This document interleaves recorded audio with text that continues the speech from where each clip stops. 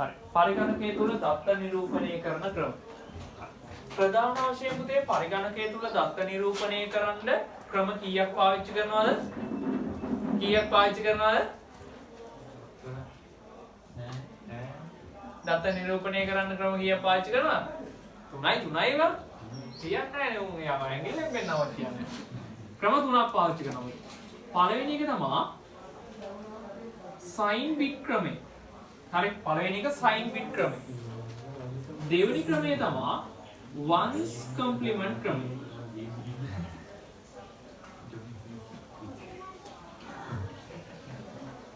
ones complement ක්‍රමය. තුන්වෙනි එක තමයි පුතේ twos complement ක්‍රමය. choose නෙවෙයිවා twos complement ක්‍රමය. හරි. ලියාපම ඔකයට තල්ලුණා.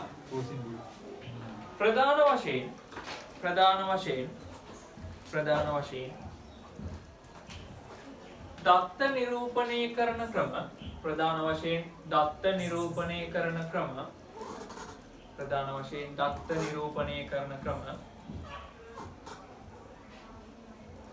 තුනකි එක sin bit ක්‍රමය එකෙහි අනුපූරක ක්‍රමය ones complement ක්‍රමය තුන twos complement ක්‍රමය.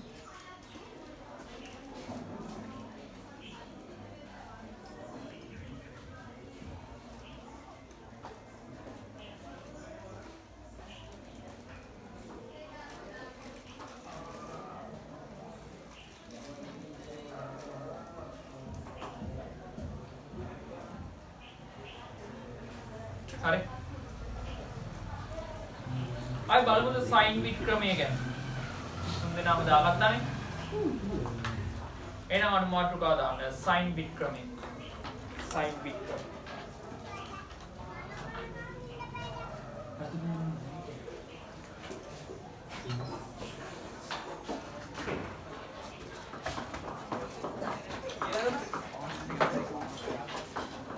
sin bit ක්‍රමය.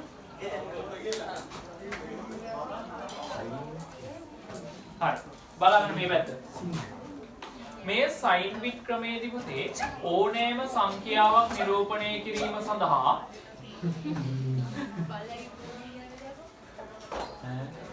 හරි ඒක දිහා බලන්න ඕන. ඒක බලලා ඉවරලා අපි පාඩමට යමු ආයෙ. ප්‍රශ්න ප්‍රතිෙන්නේ වෙලාව. හරි.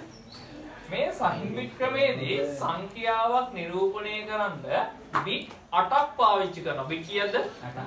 bit 8ක් පාවිච්චි කරනවා. ඔන්න බලන්න ඈ. ඒක මම කොටු දෙන්නම්.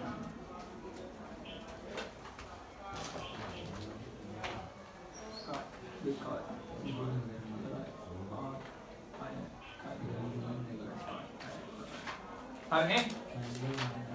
හරිනේ? ඒ යන්නේ දුබල මේ ඇයි එක කොටුවක් නිල් පාටින් දාලා තියෙන්නේ? නේ? පෑන් ඉවර වුණා හින්දාද? නෑ ඒ විස්තර කියන්නම ඈ. දැන් උඹලා ඔය කතාව අහන ඉන්න තමයි මම කිව්වේ කලින් උඹලා අහනවා. හරි. මේකෙදි කියනවා දැන් අපි 10 කියන සංඛ්‍යාව. දැන් මට කියන්න පුතේ මෙන්න මේ 10 කියන සංඛ්‍යාව ධන 10ක්ද ඍණ 10ක්ද 10 පාදයෙන් තියෙනවා. ධන 10ක්ද ඍණ 10ක්ද? ධනනේ ඉතින් ධන සංඛ්‍යාවක් ඉදිරියේ හැම වෙලේම ධන කියලා ලියන්නේ නෑනේ මම. නේ? ඒකවල ධන 10යි. හරි ඔබ ධන තියෙන්නේ. ධන. හරි. එතකොට මේ 10 කොහොමද පුතේ DMA සංඛ්‍යාවක් බවට පරිවර්තනය කරගත්තේ? 10 DMA කරගත්තේ 15ට දෙකෙන් බෙදවුවා. කීයද? 5යි ඉතිරි නැත. 5ත් දෙකෙන් බෙදා කීයද? 2යි ඉතිරි 1යි. 2ත් දෙකෙන් බෙදා 1යි ඉතිරි නැත. කීයද? 1යි බිංදුවයි හරි නේද? 1යි බිංදුවයි 1යි බිංදුව. හරිද? හරි. දැන් මෙතන බිට් කීයද? 4යි තියෙන්නේ. පැහැදිලිද? මේක ඕම් මම ලියනවා. මේ පැත්තට එනවා. බිංදුවයි 1යි බිංදුවයි 1යි. තව බිට් මදි නේමුලේ. නේ? මදිනේ. ඒ ටිකට අපි මොනවද කරන්නේ? බිංදු දානවා. හරි. එතකොට මෙන්න මේ කොටුවට මොකද්ද කියන්නේ? මේකට අපි කියනවා sin bit එකක් කියලා. මොන bit එකක්? sin bit එකක් කියලා කියනවා. මේ sin bit එකෙන් තමයි පුතේ මේ සංඛ්‍යාව ධන සංඛ්‍යාවක්ද ඍණ සංඛ්‍යාවක්ද කියලා හොයාගන්න. මෙයා ධන සංඛ්‍යාවක් නම් මෙයා හොඳට මතක තියාගන්න. ධන සංඛ්‍යාව ගන්න පුතේ sin bit එක කීයද? 0යි. දැන් මෙයා ධන 10. ඒ හින්දා මම මෙතන 0 දානවා. පැහැදිලිද? එතකොට මේ bit ටික තමයි මොනවද වෙන්නේ? k කොටවල් 2 4 8 16 32 සහ 64 කියලා කියනවා. පැහැදිලිද? එහෙම තමයි මේ sin bit ක්‍රමයේදී bit 8කින් පාවිච්චි කරනවා. මේකේ මුල්ම bit එක පුතේ අපි කියනවා sin bit එකක් කියලා. පැහැදිලිද? දැන් ඕකේ ඍණ 10ක් අපි හදමුද? ඍණ 10ක් හදමු. දැන් ඍණ 10 තමයි හදන්නේ. දැන් ඍණ 10 හදා ගන්න නම් ආයෙත් ඒක ඇතුලේ bit කීයක් තියෙනවද? හරි. bit 4යි මේකයි sin bit එකයි bit 8ක් තියෙනවා. හරි. දැන් හදන්නේ මොකද්ද පුතේ? ඍණ 10යි. පැහැදිලිද? ඍණ 10 sin bit වලින් හදන්න යන්නේ. එතකොට ඍණ නම් දැන් මේක ඍණද ධනද කියන එකේ 10 වෙනස් වෙනවද දැන්? sin bit එක විතරයි නේ වෙනස් වෙන්නේ. sin bit එක විතරයි පුතේ වෙනස් වෙන්නේ මෙතන. හරි. මෙයා 0යි 0යි 0යි 1යි 0යි 1යි 0. මේ 10ම තමයි. හරි. ඒක දුවල් 2 4 8 16 32 14. එතකොට sin bit එක කීයද වෙන්නේ? මේනේ sin bit එක මෙයාගේ. sin bit එක මතක තියාගන්න උදේ ඍණ සංඛ්‍යාවක නම් sin bit එක හැම වෙලෙම කීයද? 1 වෙන්නේ. sin bit එක 1. නිකන් මතක තියාගන්න ඉල්ල. 1 මේ පැත්තට වැටෙනම ඍණ වගේ. හරි. 1 නම් ඍණ. හරි 1 නම් ඍණ. හරි sin bit එක 1 නම් ඒ සංඛ්‍යාව මොකද්ද? ඍණ සංඛ්‍යාවක්. හරි. මුලින්ම bit එක තමයි පුතේ බලන්නේ. මුල්ම bit එකට අපි කියනවා sin bit එකක් කියලා. පැහැදිලිද? මේවා කීයද? එහෙනම් මේ තියෙන්නේ කීයද? ඍණ 10 තියෙන්නේ. එතෙන් ඍණ 10 තියෙන්නේ. පැහැදිලිද? ක්ලියර්ද sin bit ක්‍රමය? දාන්න තව ලකුණක්. මෙම ක්‍රමයේදී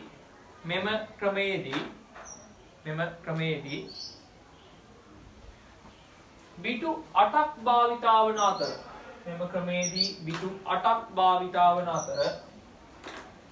මෙම ක්‍රමයේදී බිටු 8ක් භාවිතා වන අතර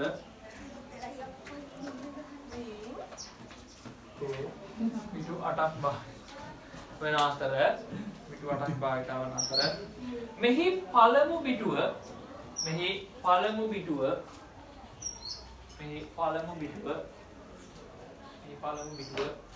sin bit ලෙස හඳුන්වයි. sin bit ලෙස හඳුන්වයි. මේ පළමු බිටුව sin bit ලෙස හඳුන්වයි.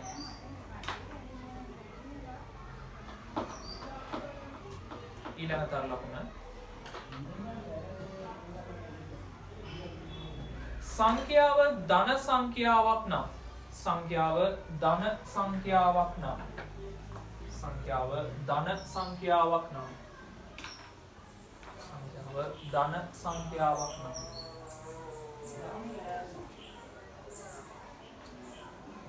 sin bit බිඳුව වන අතර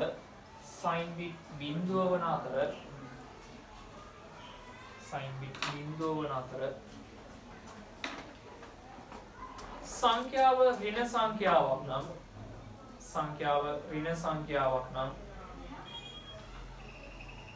ඍණ සංඛ්‍යාවක් නම් sin bit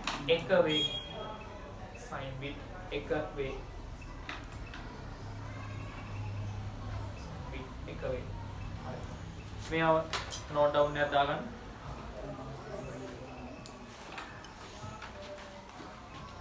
සර් කොටු ගන්නත් ඕනේ.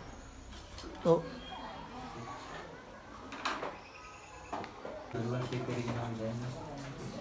හරි. sin bit ක්‍රමය ඉවරයි. ඕක තමයි sin bit ක්‍රමය. මහ ලොකු දෙයක් නෑ ওই sin bit ක්‍රමය ඇතුලේ. ඊළඟ පුතේ ones complement. ones complement. එකෙහි අනුපූරක ආකාරය දාගන්න මාතෘකාව. දැන් කතා කරන්න යන්නේ එකෙහි අනුපූරක ආකාරය ගැන. දාගත්තා?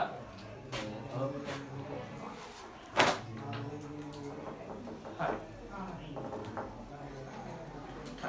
එකෙහි අනුපූරක ආකාරයේ අපි සංඛ්‍යාවක් නිරූපණය කරනවා නම් පුතේ ඒක ඇතුළෙත් අපි බිට් කීයක් පාවිච්චි කරනවද? බිට් 8ක් පාවිච්චි කරනවා. හරි. ඒකේ පොඩි විස්තරයක් දාමු. පොඩි තරුවක් ගන්න.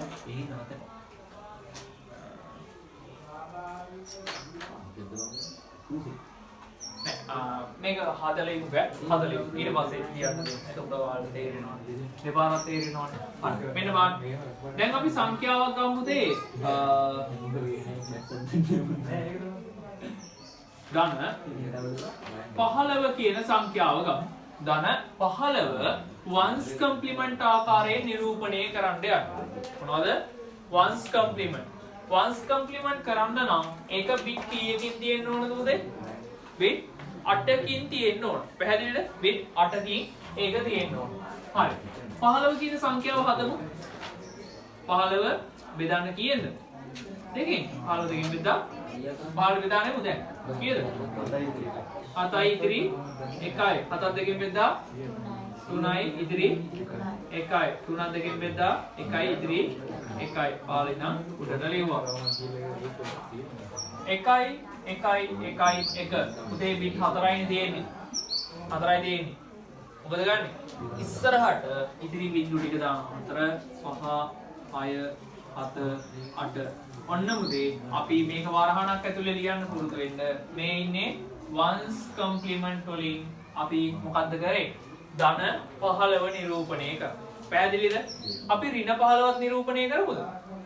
බලමුද ඍණ? ඍණ සංඛ්‍යාව නිරූපණය කරන්නේ කොහොමද? එහෙනම් වෙන සංඛ්‍යාවක් ගමු ඍණ නිරූපණය කරන්න. වෙන සංඛ්‍යාවක් ගමු ඍණ නිරූපණය කරන්න. අපි ඍණ 12 නිරූපණය කරමු. මේකේ පුතේ ඍණ සංඛ්‍යාවක් නිරූපණය කරන්න නම් ඔයා ඊට කලින් ඒකට අදාළ ධන සංඛ්‍යාව හොයාගෙන ඉන්න ඕන. පැහැදිලිද? ඍණ 12 හදන්න නම් ඔයා ඊට කලින් ධන 12 හොයාගෙන ඉන්න ඕන. හරි. එහෙනම් අපි මේකට මේ වැඩේට කලින් ධන 12 හොයාගන්න ඕන. ඊට පස්සේ ඍණ හොයාගන්න පුළුවන්. 12 කියන සංඛ්‍යාව දීමේ කරගත්තාම කීයද?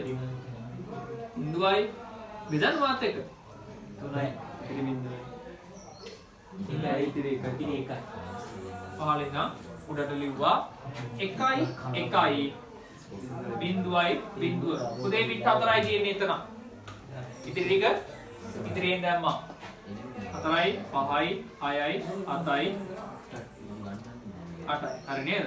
හරි. අහගන්න. ඔන්න දැන් ධන 12 නිරූපණය කරා.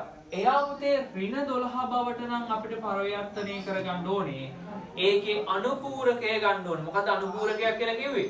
බිඳුව නම් 1 1 නම් බිඳුව. ඒකේ පරස්පරයන් අනුපූරකයන් ගන්න ඕනේ. හරි. බිඳුව නම් පරස්පරය නේ අනුපූරකය කියවනවා. බිඳුව නම් 1 බිඳුව නම් 1 බිඳුව නම් 1 බිඳුව නම් 1 නම් බිඳුව 1 නම් බිඳුව බිඳුව 1 බිඳුව 1. මේන් ඉන්නවා වන්ස් කම්ප්ලිමන්ට් ඇතුලේ ඍණ 12 ඉන්නවා. පැහැදිලිද පුතේ? වන්ස් කම්ප්ලිමන්ට් ඇතුලේ ඍණ 12ක් නිරූපණය කරගත්ත විදිහ කොහොමද කරේ? අදාළ ඍණ 12ට අදාළව ධන 12 නිරූපණය කරගෙන ඒකේ බිඳුව නම් 1 1 නම් බිඳුව ආකාරයෙන් දැම්මා. පැහැදිලිද වන්ස් කම්ප්ලිමන්ට්? පැහැදිලි නේද? හා. ලියමු තරලකුණා. එකෙහි අනුපූරක ආකාරයේදී එකෙහි අනුපූරක ආකාරයේදී එකෙහි අනුපූරක ආකාරයේදී එකෙහි අනුපූරක ආකාරයේදී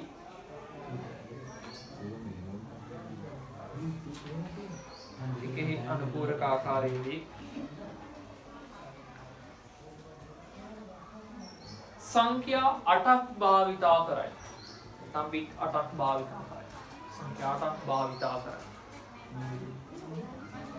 එහි ගණනය කිරීම එහි ගණනය කිරීම එහි ගණනය කිරීම එහි ගණනය කිරීම පහත පරිදි දැක්විය හැක.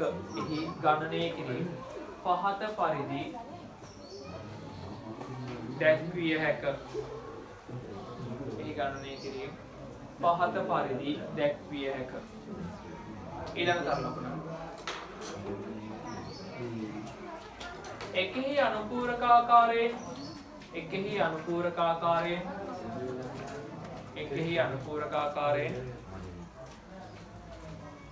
ඍණ සංඛ්‍යා නිරූපණය කිරීමේදී ඍණ සංඛ්‍යා නිරූපණය කිරීමේදී ඍණ සංඛ්‍යා නිරූපණය කිරීමේදී ඊට අදාළ ධන සංඛ්‍යාව ඊට අදාළ ධන සංඛ්‍යාව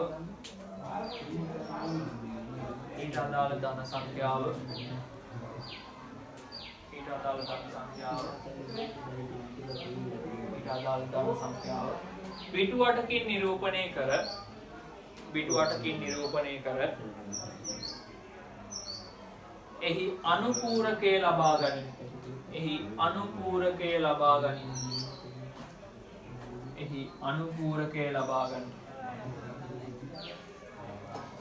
අනුපූරකය ලබා ගනිමු හරි නෝට් ඩවුන් කරගන්න පුතේ මේ විතර 12 හදාගත්ත විදිහ වන්ස් කම්ප්ලිමන්ට් ඇතුලේ මේ ඉන්නේ ධන 12 ධන 15 හදාගත්ත විදිහ වන්ස් කම්ප්ලිමන්ට් ඇතුලේ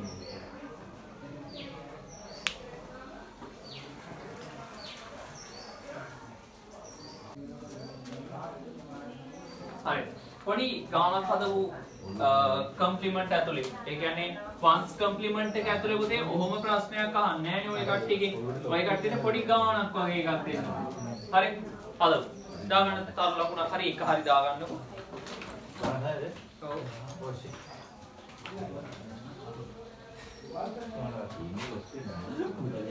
28 ධන ඍණ 12 වගේ සංඛ්‍යාවක් ඍණ 12 මෙන්න මේ ගණනය කිරීම එකෙහි අනුපූරක ආකාරයෙන් එකෙහි අනුපූරක ආකාරයෙන් ගණනය කර දක්වන්න.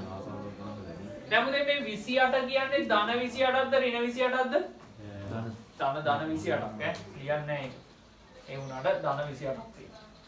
28 ධන ඍණ 12 එකෙහි අනුපූරක ආකාරයෙන් ගණනය කර පෙන්වන්න. අදමුද? මාත් එක්ක හදමුද ඔයාලා හදනවද? දේවදාස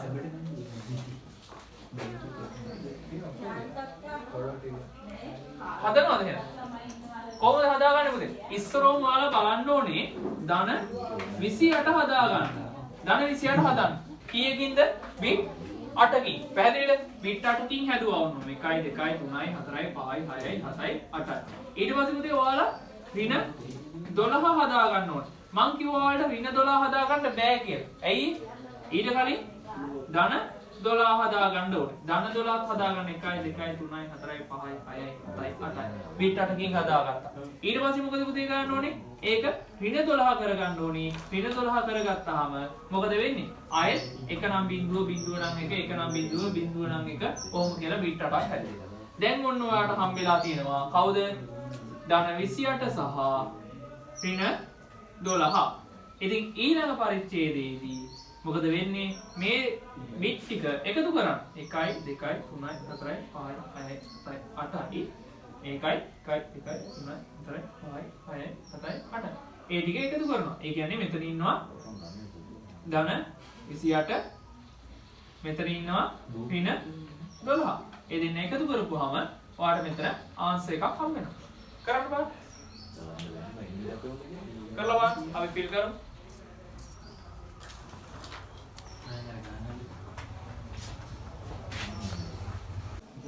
හරි බලන්න 28 හදමු කීයද උදේ මට කියන්න සංඛ්‍යා ටික කියගෙන යන්නකො හැමෝම හරිනේ කියන්න බිංදු 3යි 1 3යි බිංදු 2යි ධන 12 හදාගත්තේ කොහොමද අර පහළට බෙදලා ගියද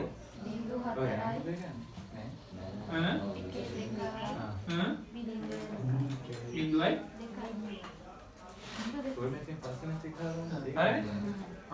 එහෙනම් ඍණ 12 හදාගත්තේ කොහොමද පුතේ? මෙතන බිඳුව නම් මෙයාගේ 1 බිඳුව නම් 1 බිඳුව නම් 1 එක නම් බිඳුව එක නම් බිඳුව බිඳුව නම් 1 බිඳුව නම් 1 පැහැදිලිද? හරි. දැන් ඊට පස්සේ මේ සංඛ්‍යා දෙක එකතු කරන්න ඕන පුතේ. ඒ කියන්නේ ඍණ 12 සහ ධන 28 කියන දෙන්න. මම එයාව ගේන්නද පොඩ්ඩක් කමන්නේ මෙතනම හදාන්න. 28 කොහොමද? බිඳුවයි බිඳුවයි බිඳුවයි 1 1 1 බිඳුවයි බිඳුව ඒකට එකතු කරන්න පුතේ 1 1 1 1 බිඳු 2 1 1 හරි එකතු කරමු බලන්න එකතු කරන්න පටන් ගන්නවා මේ පැත්තේ ඉඳලා බිඳුවයි 1 එකතු කරපුවාම කීයද පුතේ 1 බිඳුවයි 1 1 1 බිඳුවයි 1 1 බිඳුවයි 1 1 1 දෙකයි 1 1 කීයද දෙකයි කියන්නේ එකේ කොටවල් එහෙනම් හැදෙන්නේ පුතේ මේ 1 බිඳුවයි නේද එතකොට මේ 2යි කියලා කියුවේ ලියවෙන්නේ පුතේ කීයද මෙයා ලියවෙන්නේ මෙයා මොකද්ද මෙයානේ සම් බිට් එක නේ මෙයා කැරි බිට් එක එතකොට මෙයා එහා පැත්තට යනවා පැහැදිලිද දැන් සම් බිට් එක ලියවෙනවා 1 1 උතේ කීයද බිංදු 2යි 1 1 10යි නේද 10 කියන්නේ මෙතනින් බිංදුව ලිව්වා මෙතනින් මේ බිට් එක මේ පැත්තට ඇවිල්ලා තියෙනවා මේ 1 කියලා කියුවේ මෙයා පැහැදිලිද එයා මේ පැත්තට ආවා එතකොට එයයි බිංදුවයි 1යි අයත් කීයද පුතේ අයත් 1යි බිංදුව අයත් 1යි බිංදුවෙන් බිංදුව දැම්මා තවත් එකක් ඉතුරු ඒක මේ පැත්තට පැන්නා අයත් 1යි 1යි අයත් 1යි බිංදුවයි එන්නේ නේද ඊළඟින් ඊට පස්සේ අයත් බිංදුව දැම්මා එකක් මේ පැත්තට ආවා අයත් 1 1 කියදුදේ අයත් 1 බිංදුවයි එහෙනම් අය ඒ 1 බිංදුවයි මෙතනින් ලිය වෙනවා මොකද ආයෙ එකතු වෙන්න කවුරුත් නැති හින්දා දැන් පොඩි කේස් එකක් තියෙනවා මෙතන මොකද්ද මං කියවනේ මේක ඇතුලේ බිට් 8කින් තියෙන්න ඕනේ කියලා නේද දැන් මෙතන බිට් 8යිද තියෙන්නේ කියලා ගණන් කරමු බලන්න තව මොළුවේ හිටගෙන පවා ගණන් කරමු 1 2 3 4 5 6 7 8 9යි නමයක් ඇවිල්ලා ඊට මේක වගලා හරි කියනවා බෑනේ එහෙම කරන්න බෑ මෙන්න මේකට අපි කියනවා මොකද්ද කෙරිවිට ආනතිය කියලා ජනිත වන ආනතිය කියලා කියන්නේ හරි ජනිත වන ආනතිය මේ වන්ස් කම්ප්ලිමන්ට් ඇතුලේ උදේ ජනිත වන ආනතිය මොකද කරන්නේ ආයෙත් නැවත මෙන්න මේ පහලට අරන් ඇවිල්ලා එකතු කරනවා පැහැදිලිද ඒ ජනිත වන ආනතිය නැවතත් අරන් ඇවිල්ලා එකතු කරනවා මොකද්ද කියන්නේ මොකද්ද ඒවට ඉංග්‍රීසි මොකද්ද කියන්නේ ආනතියද නෑ කැරිබිට් කියන්නේ අර ඉදිරියට අරන් යන බිට් එක. මේක මට මතක නැහැ. ඉතින් ඕ මතක් වුණා කියන්නේ. අපිට ඔය ඉස්සරහට තියෙන එක කියලා අපිට දුන්නේ මේක විදියද? නෝට් එකේ මත් කියනවා ඉතින්. ඒ ආනතිය කියන්නේ හොඳයි. හරි. ආනතිය කියන්නේ. එකයි බිඳුවයි මම මේක මේ උදේ මේ පැත්තට ගේන්නේ මේ පැහැදිලි නැති හින්දා ඔයාලට. නැත්නම් මේ පැත්තට දාන්න. මේක මෙහාම අහලා දාන්න ඈ. මෙහාම මතන්න. දැන් එකතු කරපුවාම පුතේ අපිට ආවේ සම්පූර්ණ පිළිතුර 1.3 4යි 4යි. ඔහොමනේ ආවේ.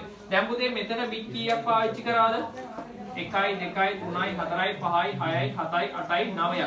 මේ 9 වෙනි බිට් එක අපි කියනවා ජනිත වන ආනතියක් කියලා. හරි.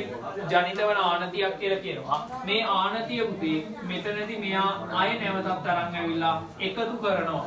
ආය දැන් කියන්නේ 1 1 කීයද?